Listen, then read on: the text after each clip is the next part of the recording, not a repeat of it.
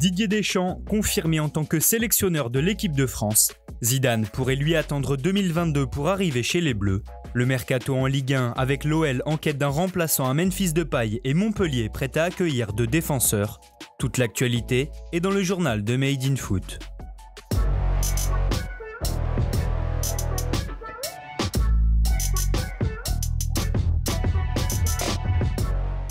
Pas de changement à la FFF. Malgré l'échec de l'Euro 2020, Noël Le Graët a décidé de maintenir Didier Deschamps à la tête de l'équipe de France. Après avoir rencontré le champion du monde 98 et 2018 à Guingamp mercredi, le président de la fédération a rendu sa décision publique hier dans une interview au Figaro. Le Graët a expliqué que les deux parties avaient une forte envie de poursuivre l'aventure et que la question avait donc été réglée en 3 minutes à peine. Sous contrat jusqu'en 2022, le technicien français de 52 ans ne prolongera toutefois pas avec les Bleus avant le mondial au Qatar, une compétition après laquelle il pourrait y avoir du changement. En effet, dans un article publié hier par l'équipe, un proche anonyme de Zinedine Zidane a réaffirmé que l'emblématique ex-numéro 10 des Bleus rêvait toujours de diriger l'équipe de France. Libre depuis son départ du Real Madrid, Zizou profite aujourd'hui de ses vacances en famille et aurait refusé plusieurs gros contrats en Angleterre et dans le Golfe. Toujours selon l'équipe, le technicien de 49 ans serait prêt à attendre l'après-Coupe du Monde 2022 pour prendre la relève de Didier Deschamps à la tête des tricolores.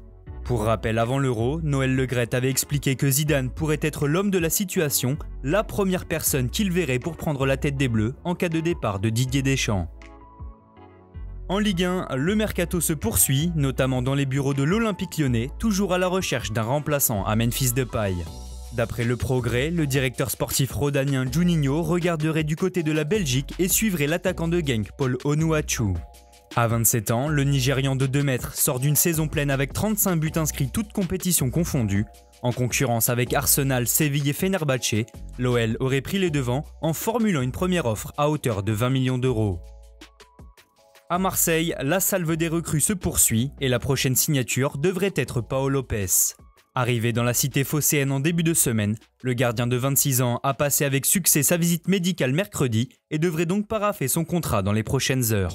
Hier, l'OM a annoncé un accord de principe avec l'AS Roma pour le prêt avec option d'achat à 12 millions d'euros du portier espagnol. Toujours sur les lignes défensives, le président olympien Pablo Longoria a annoncé qu'un latéral droit serait visé en priorité. Désireux de doubler tous les postes, l'Espagnol a également expliqué vouloir recruter un défenseur gauche pour suppléer Amavi. Enfin, en toute courtoisie, Longoria a balayé la rumeur d'un retour de Franck Ribéry à Marseille. Du côté de Montpellier, la défense est également en chantier. Après les départs en fin de contrat des vétérans Hilton et Congré, le MHSC souhaite se renforcer. Si le Brésilien Matheus Tuller a déjà débarqué dans l'Hérault, un autre central devrait arriver dans l'effectif désormais coaché par Olivier Dalloglio. Dans un entretien accordé au Midi Libre, le président du club Laurent Nicolin a confié que des discussions avaient actuellement lieu avec Mamadou Sakho. Libre depuis son départ de Crystal Palace, le défenseur français de 31 ans pourrait revenir dans l'Hexagone, mais devrait d'abord se mettre d'accord financièrement avec Montpellier. Outre cette piste, le président a également révélé avoir échangé avec l'ancien Payadin Benjamin Stambouli.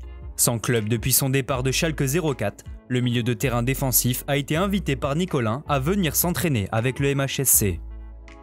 Enfin, on termine ce journal par le transfert d'Olivier Giroud à l'AC Milan. En manque de temps de jeu à Chelsea, l'attaquant français de 34 ans va s'engager avec les Rossoneri. Sky Sport explique que les deux clubs sont tombés d'accord autour d'une indemnité de 2 millions d'euros. Giroud va passer sa visite médicale lundi puis signer un contrat de 2 ans assorti d'un salaire de 3,5 millions d'euros à l'année.